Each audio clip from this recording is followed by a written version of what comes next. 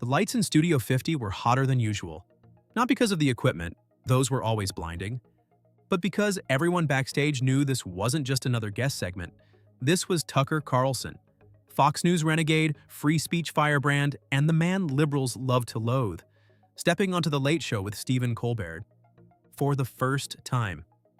Producers were tight-lipped, stagehands more tense than usual, and Colbert's usual pre-show pep had a darker glint. He paced backstage like a cat sharpening its claws. The monologue that night? Short. Deliberately so. Because the real show, the real fireworks, were slotted for segment 3. Tucker arrived exactly on time. No entourage. Just one quiet assistant who made a single request. No pre-discussed gotcha moments. Stick to the outline. Colbert's producers nodded and ignored it. As the cameras rolled and the audience roared, Colbert leaned into the camera with that boyish grin. Tonight, we have a very special guest. Some might say controversial, some might say catastrophic. Ladies and gentlemen, Tucker Carlson. Applause. But it wasn't unanimous, and what happened next would make headlines before the episode even finished airing. Tucker Carlson walked onto the stage with the air of a man who knew exactly what kind of battlefield he was entering. He smiled, yes. That familiar, half-curious grin that made him look more amused than threatened. But it didn't reach his eyes. His stride was measured, his handshake with Colbert firm but brief. The audience responded with a mix of cheers, murmurs, and a few muffled boos. This wasn't just television, it was theater. M. Stephen Colbert leaned back in his chair, legs crossed, cue cards untouched. The applause died down, but his grin sharpened. Well, Tucker, thank you for joining us. You don't strike me as a late show kind of guy. Tucker chuckled. Well, Stephen, you don't strike me as a journalist. But here we are. The audience gasped, half laughing, half stunned. Colbert's eyes twitched, just slightly, but he smiled wider. Oh, we're doing that tonight? He asked. Good. Because I've got questions. Tucker raised an eyebrow, leaning forward. So do I. Behind the cameras, a producer motioned to tighten the frame. They knew what was coming. This wasn't going to be a fluff piece. Colbert shuffled his cards and then tossed them on the desk. A signal he wouldn't need them. And neither of them knew it yet, but one of them wasn't going to make it to the end of the segment. The first question came sugar-coated. So, Tucker, Colbert began, lounging in his chair like a late-night king surveying a jester, how does it feel being America's most beloved or most reviled voice, depending on the zip code? Laughter rippled through the crowd. Tucker smiled politely. It's strange, Stephen. Being misquoted that often and still staying relevant. It's exhausting.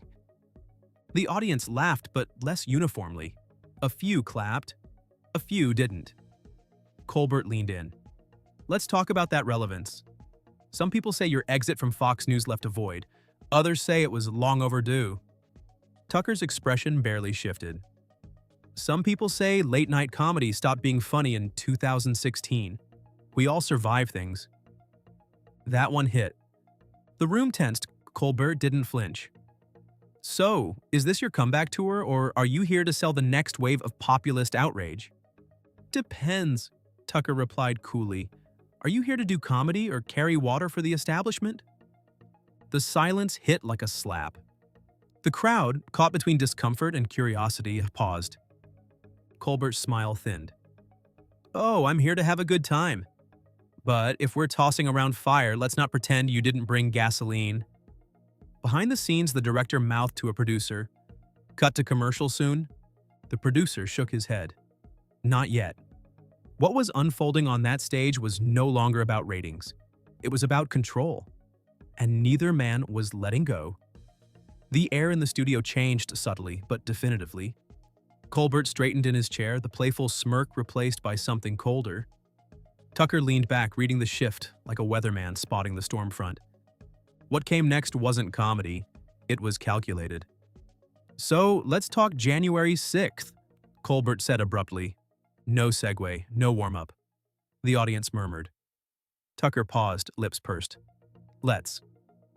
You've been accused of downplaying the severity, of spreading misinformation, of calling the perpetrators tourists. Colbert's tone was clinical, sharp. Do you still stand by that narrative? Carlson's eyes didn't blink. I stand by facts. I question power. That used to be called journalism. Colbert tilted his head. Is that what we're calling cherry-picking now? The crowd stirred, a mix of approval and unease. Stephen, Tucker replied evenly, your monologue every night reads like a government press release with punchlines. You want facts or applause? A few people clapped, others booed.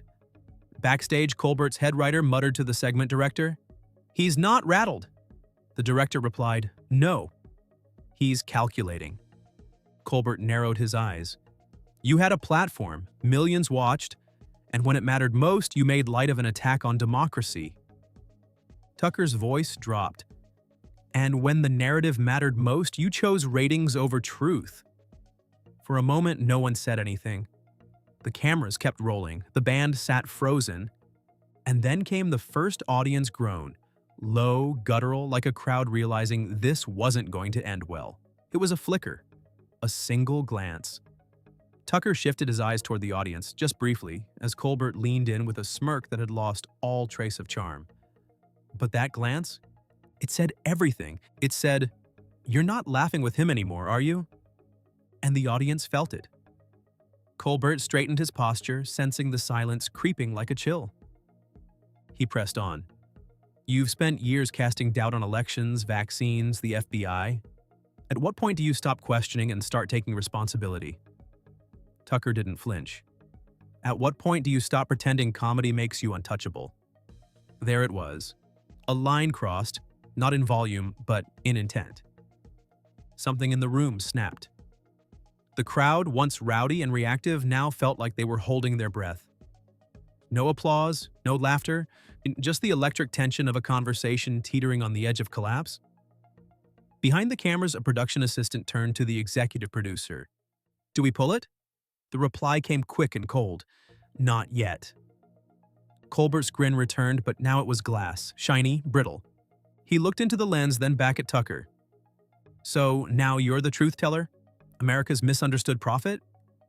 Carlson leaned forward, eyes unblinking. I'm just the guy who doesn't clap when the emperor's naked. A few gasps, a sharp inhale from the front row. The lines were being drawn, and the audience, whether they liked it or not, was being forced to choose a side. Stephen Colbert's jaw twitched, barely, but enough. He reached beneath the desk and pulled out a printed quote. Not a cue card, not a joke, a direct transcript. You said this on your show in March, Colbert began, holding the paper like evidence in a courtroom. He read aloud, word for word, something about federal agents and false flags. It wasn't a joke. It was an accusation. Tucker's smile vanished. Not anger. Focus. Do you stand by that? Colbert asked, his voice steely. You implied a government conspiracy. You told millions of people that the violence might have been orchestrated by their own leaders. Carlson's reply was instant. I said we should ask questions. Since when is that dangerous? Since when is skepticism a crime? Colbert didn't blink. When it leads to violence. Tucker leaned in. And when did your job become punishing thought instead of provoking it? The studio was ice. Even the band wasn't fidgeting now. Everyone could sense it. This wasn't just off-script, it was off the rails. Backstage, a producer hissed into their headset, "Cut to break!" The director shook his head again. We're in it now, let it burn. Colbert folded the paper and set it down slowly. Maybe you're not here to provoke thought. Maybe you're here to provoke chaos. Tucker's eyes narrowed. Maybe, he said, but at least I don't dress it in applause and call it satire. The trap had been set, but Tucker didn't fall in. He stepped over it and set one of his own. It happened in a blink. Colbert, still poised behind the desk, leaned forward with a look that was equal parts challenge and calculation. Tucker, he said slowly, do you ever wonder if the reason you're no longer on prime time is because people got tired of your act? The audience reacted, not with laughter, but a gasp. It wasn't a joke. It was a strike. Tucker didn't respond at first. He stared at Colbert like a man reading the fine print before detonating a landmine. Then, is that the best you've got? Ratings gossip? Colbert pressed harder. It's not gossip when your own network won't stand by you. It's a pattern. You alienate, incite, and collapse. Tucker's voice was calm, but the undertone was volcanic.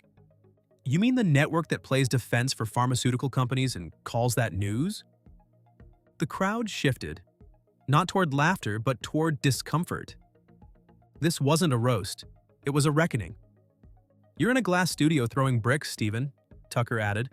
You act like you're punching up, but your targets are always safe. Sanitized, government approved. The control room finally cracked. Commercial now, barked the floor director. Cut the feed. We need a reset.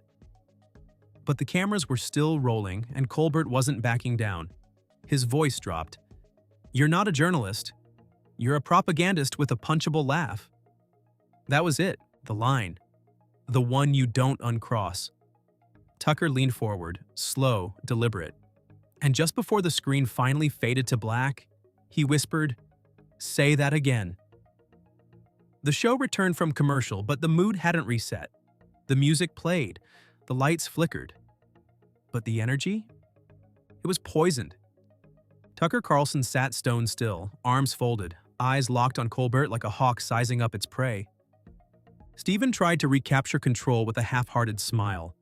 Well, he said, voice brittle, that was spirited. Tucker didn't blink. Let's call it what it is, Stephen. You ambushed me, now you want to pivot back to charm? Colbert chuckled, but the audience didn't follow. The warmth had bled out of the room. Is it ambush? Colbert asked. If it's all on the record? Tucker leaned forward. Is it journalism if your questions are meant to humiliate, not understand? Is it comedy if it only punches one direction? The crowd stirred, unsure whether to clap or cower. Let's talk about that, Carlson continued. You sit there night after night mocking Americans who don't think like you, farmers, truckers, people who can't afford to laugh at inflation. Colbert opened his mouth, but Tucker didn't let him. You call it progress, they call it survival, and you laugh at them. From your stage, in your suit, to a hand-picked crowd that agrees with every punchline. A silence fell like a curtain. Tucker's voice was steady now, his cadence sharpened like a blade. You don't debate, Stephen, you perform. And tonight, I decided not to clap. The audience wasn't sure if they were watching a talk show anymore, or a public execution. They came for jokes. They got a knife fight. What started as a curiosity and a controversial guest on a comedic stage had shifted into something raw, unrehearsed, and deeply uncomfortable. And now the audience was turning, not on Tucker, not on Colbert, but on each other. Rows of viewers exchanged glances, and some leaned forward, captivated. Others shifted in their seats, arms crossed, no longer sure what or who they were rooting for. One clap, then two. A handful of people applauded Carlson's last line. Others shushed them. It was no longer a studio, it was a split room. Colbert sensed it too. His next line was meant to pivot. Okay, he said, his voice lighter. Maybe we should just talk about your new streaming show. That is why you're here, isn't it? But Tucker didn't bite. You wanted the smoke, Stephen. Now you want a fire extinguisher? The crowd stirred again, more animated now, more divided. Phones came out. Hands hovered over record buttons. Backstage, Colbert's executive producer muttered, "We've lost the room." Another voice answered, "No. The room is choosing." Colbert smiled again, but it was forced. Let's not pretend you're some martyr, Tucker. You've made a career out of outrage. And you've made one out of pretending you're not part of the machine, Carlson replied. The crowd erupted. Applause, groans, gasps, attention thick enough to cut. And in that moment, it became clear. This wasn't going to end with a handshake. It would end with a casualty. While the war raged on stage, chaos ignited behind the cameras. In the control room, monitors flickered with tight shots of furrowed brows and twitching lips. The director barked orders that weren't being followed fast enough. Pull back. Widen the frame. No more close-ups of Colbert sweating. A producer leaned into a headset, whispering through clenched teeth. Can we dump the feed? Cut to a rerun. "No," came the cold reply from above. "Ratings are through the roof. Let it bleed." Backstage, assistants scrambled. One held a printed cue sheet that was now completely useless. Another clutched a phone, fielding calls from CBS execs watching live, horrified and riveted. The show's segment director muttered, "This was supposed to be 5 minutes on his show and a few softball zingers, not a political knife fight." A junior staffer chimed in, eyes wide. "Colbert's gone rogue." "No," the head writer replied, staring at the feed. "He's losing." Meanwhile, in the hallway near the green room, Tucker's assistant stood motionless, arms crossed, eyes locked on a monitor. "This is going to break the internet," she whispered. The tech beside her nodded, visibly sweating. "It already has." Every instinct in the control room screamed for damage control. But the higher-ups were addicted to the fire now. No cuts, no commercials, no script. Just live television at its most volatile. And the man in the cardigan behind the desk? He was unraveling. The studio lights had never felt hotter. Stephen Colbert tapped his pen against the desk. Not out of rhythm, but restraint. He was trying to regain control, but the script had already left the building. Tucker Carlson wasn't just answering questions anymore. He was turning them back, weaponizing them. And the audience? They were listening. "You know what fascinates me, Stephen?" Tucker said, his voice calm. "You built a career satirizing power, but now you wear it like a tuxedo." A few claps, a louder groan. Colbert smirked, masking irritation. "Says the man who called the NSA on his own employer." Laughter. But it was thinner now, forced. "Careful," Tucker said, leaning in. "You're not just making jokes anymore, you're making accusations." Backstage, a producer leaned toward the showrunner. "We need to get out of this. Wrap early." "No," the showrunner snapped. "Let him talk, but not too much." But it was too late. Tucker turned toward the crowd. "Ask yourselves, why is disagreement treated like danger? Why is one question enough to get you blacklisted, deplatformed, disinvited?" A handful of people cheered. Others crossed their arms tighter. Colbert tried to cut in. "This isn't your pulpit, Tucker." "No," Tucker shot back, "it's yours. I'm just showing what happens when someone stops laughing at your sermons." Colbert's smile twitched, then disappeared. The interview had officially mutated into something else. Not a conversation, not even a fight. It was now a reckoning. Colbert leaned forward, hands folded, voice cold. "So, is that what you came here for? To play victim on someone else's platform?" Tucker didn't blink. "Number I came here because your producers asked me to. I just didn't realize they were setting a trap in the dressing room." The tension snapped taut again. Colbert laughed, but it was hollow. "This isn't a trap, Tucker. It's called accountability." "No," Tucker replied. "It's called a performance. You don't want accountability. You want applause." The audience stirred again, now openly reacting in waves like a crowd watching two boxers circle with blood in their teeth. Stephen pressed on, sharper now. "You've made a career of sowing distrust. In science, in elections, in your own network. And when the consequences show up, you play philosopher. You're not deep, Tucker. You're dangerous." A murmur rippled through the seats. Tucker sat still. Too still. Then he spoke, quiet, unhurried. "You know what's dangerous? Laughter that masks contempt. Power that hides behind irony. A man who pretends he's not the elite because he drinks from a mug." That hit. Even the crew felt it. Colbert sat back, eyes narrowed. The cards on his desk were untouched now, his pen abandoned. There was no steering this anymore. Backstage, a staff writer whispered, "We've crossed into unscripted warfare." And on stage, neither man blinked. Because now it wasn't about winning the interview. It was about surviving it. No one was laughing anymore, not the crowd, not the crew, not even Colbert's warm-up comic lurking in the wings, arms crossed, eyes darting between stage and control room. The entire show had slipped into silence except for the slow, surgical exchange unfolding center screen. Colbert broke the pause. "You love painting yourself as the outsider, don't you?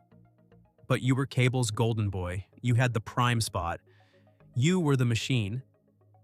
Tucker nodded slowly, and I stepped off it. "You stayed on and polished the gears." A hush. It was no longer guest and host. It was challenger and gatekeeper. Colbert chuckled again, dry, joyless. You really believe that? That you're the one who broke free? I think the numbers speak for themselves, Tucker answered unfazed. You chase laughs. I chase truth. And sometimes the truth makes people very uncomfortable, even in a room full of writers. The band members exchanged glances. A camera operator whispered to another, "We're not cutting, right?" Not unless one of them flips the desk. On stage, Colbert looked toward the crowd. Folks, don't let the tie-in vocabulary fool you. This is the same guy who spent years defending the indefensible. And you, Tucker replied, spend your nights mocking the forgotten. All because they didn't vote the way your writers told them to. No punchlines, no relief. Just the brutal clarity of two men refusing to yield. The stage wasn't lit for comedy anymore. It was lit for collision. The line was crossed. Now they were running without a map. From the wings, two members of CBS security took quiet steps toward the edge of the stage. Not dramatic, not visible to the audience, just precaution. The floor manager gave a nod. The director whispered through a headset, "They won't need to intervene unless..." Unless, because what was happening on stage was no longer rhetorical. It was personal. Colbert broke the silence. You talk about forgotten Americans, but where were you when they needed facts instead of fear? Tucker's smile returned, this time thin and cold. Where were you, Stephen? When lockdowns crushed their businesses? When their kids fell behind in school while your writers zoomed from home? Scattered gasps, some cheers. The audience had split into factions now, and the crew felt it. The whole building felt it. Colbert stood. Not dramatically, not angrily, just rose from his chair. He placed both hands on the desk, leaned in. You don't belong here, he said, just loud enough for the front row to hear. You don't come into my house and hijack the platform for a TED Talk wrapped in paranoia. Tucker didn't flinch. He simply asked, Are you sure it's your house? Or are you just renting it from the same people I questioned? The audience froze. Security took one more step forward. The rules of late night had shattered. All that was left now was instinct, ego, and whoever would speak last. For a moment, time stood still. Colbert remained standing, his knuckles whitening against the desk. Tucker stayed seated, completely calm, the picture of unbothered defiance. It was a visual metaphor, one man rising in outrage, the other sinking into unshakable resolve. The air in the studio was razor thin. Even the laugh signs above the audience weren't flashing anymore. And then Colbert said it. If you're not here in good faith, you can leave. A hush fell, deep, total. No music, no cut, no camera switch. Tucker looked up slowly. If I wanted faith, I wouldn't have come to a place that sells mockery as morality. A few audience members clapped, unsure if they should. Others just watched, stunned. Behind the scenes, panic. A producer frantically whispered, Do we cue the band? Play him off? But it was already too late. Tucker stood up, not rushed, not enraged. He rose with the calm of a man who'd planned this moment. Stephen, he said, turning slightly toward the host, you wanted a show, you got one. But if your idea of dialogue is humiliation, you're not a host, you're a heckler with a desk. Colbert's mouth opened, then closed. No comeback, no quip, no script. Tucker turned to the audience, offered a shallow nod, and began walking off stage. Security stepped back. No need. Because in one final unscripted moment, Tucker Carlson did what no one expected. He left. On his own terms. Tucker's footsteps echoed across the stage as he disappeared behind the curtain. No music played. No clever send-off. Just the lingering sound of a studio stunned into silence. Colbert remained standing, hands in his pockets, eyes fixed where Tucker had exited. The laughter hadn't returned. The audience hadn't exhaled. And Colbert was exposed. He adjusted his suit jacket, cleared his throat. Then finally he spoke. Well, he said, voice low, words measured, that wasn't how this was supposed to go. A few uneasy chuckles, the kind you make at a funeral, not a punchline. You invite someone on, he continued. Give them a seat, a platform, an audience, and sometimes they use it to burn the house down. Still no real laughter, still no cue from the band. Just eyes locked on a host trying to reclaim gravity. "I'll let the internet sort it out," Colbert said, forcing a smile that didn't quite land. "But just so we're clear, this show is about truth, about decency, and about knowing when to stand your ground." The studio clapped, but it wasn't thunderous. It was polite, obligatory, nervous. Behind the scenes, producers scrambled. One frantically texted CBS PR, "We need a statement, tonight." Colbert sat down again, slower this time. A man who knew the segment would be clipped, dissected, debated for weeks. But one thing was certain. He didn't win. Not tonight. Not with the crowd still staring, waiting for the next line that never came. Before the credits even rolled on The Late Show, the internet erupted. Clips of Tucker Carlson's unblinking stare-down, Colbert's breaking composure, and the final unscripted walk-off were already flooding timelines. Edits, reactions, captions, thousands of them, poured across YouTube, X, TikTok, and cable news before the East Coast went to sleep. The hashtags trended instantly. Carlson versus Colbert. Late night meltdown. Walked, not fired. The spin machines kicked into high gear. Carlson's team framed it as a deliberate stand, a truth-teller walking away from Hollywood hypocrisy. Colbert's PR framed it as a heated but necessary exchange and praised the show's courageous editorial standards. But the behind-the-scenes whispers told a different story. Anonymous crew members leaked the mood backstage. Colbert lost the room. His writers froze. The energy shifted, and they couldn't get it back. One assistant who worked prep for the show said bluntly, "They underestimated Carlson. They thought they could trap him with smug quips and still stay in control. They didn't." CBS's executive board called an emergency meeting the next morning. Officially, it was to discuss public relations strategy. Unofficially, it was damage control. Meanwhile, Carlson was being courted by every major alternative outlet. Producers at legacy networks saw opportunity and threat. In under 12 hours, Carlson had reframed the entire narrative from ambushed guest to unrattled disruptor. Publications scrambled to choose a side. Some headlines praised Colbert for standing up to extremism. Others, even those usually hostile to Tucker, admitted the late-night host looked flustered, unsure, unprepared. Viewers noticed too. Audience polls showed an unexpected divide. While most Colbert loyalists supported the host, a striking number of independents and moderate viewers sided with Carlson. They weren't endorsing his politics. They were reacting to something more primal. Composure under fire. Talk show forums buzzed. Has Colbert peaked? Is late-night comedy even about comedy anymore? What happened to discussion instead of demolition?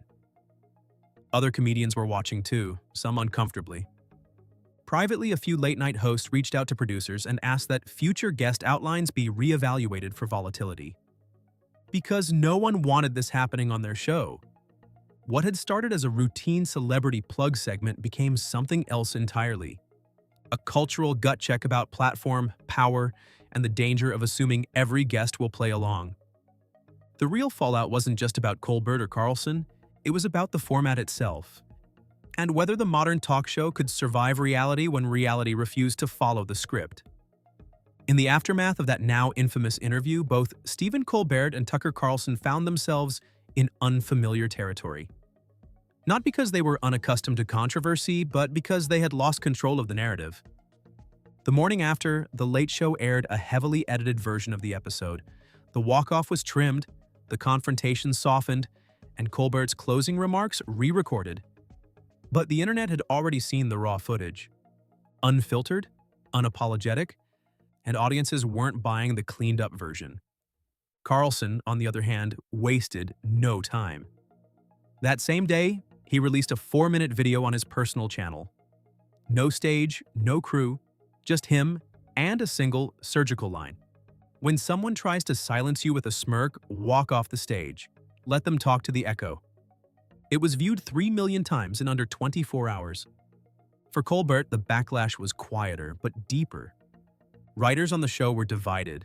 Some believed they had taken a stand. Others felt they had wandered into ideological warfare with punchlines they couldn't land. Industry insiders began whispering what few dared to say publicly. Had late night finally collapsed under the weight of its own sanctimony? The answer wasn't immediate, but the shift was. Guest bookers tightened protocols. Live interviews were reevaluated. Production teams across Hollywood began asking a hard question. What do we do when someone comes on camera not to be liked, but to challenge the frame itself? Carlson had exposed something deeper than political division. He'd cracked the illusion of safe outrage, the kind Colbert had mastered for years, delivered nightly with a wink and a punchline. But when confronted with someone who didn't laugh, who didn't blink, who turned every insult into an indictment, the gears ground to a halt. It wasn't just a clash between personalities, it was a clash between two versions of media. One built on performance, the other built on provocation, and for once, provocation didn't flinch. In the following weeks, Colbert's ratings took a hit. Sponsors expressed concern about tonal volatility. Tucker, meanwhile, enjoyed a surge in subscriptions and platform offers. He didn't just survive the ambush, he rebranded it, made it his. The cultural takeaway was simple but chilling. When the script fails, so does the safety net. And whoever's left standing in the silence wins. So what do you think? Did Carlson dismantle the platform, or did Colbert simply underestimate the weight of his own? Drop your thoughts in the comments, hit that subscribe button, and get ready. Because Hollywood's reckoning has just begun.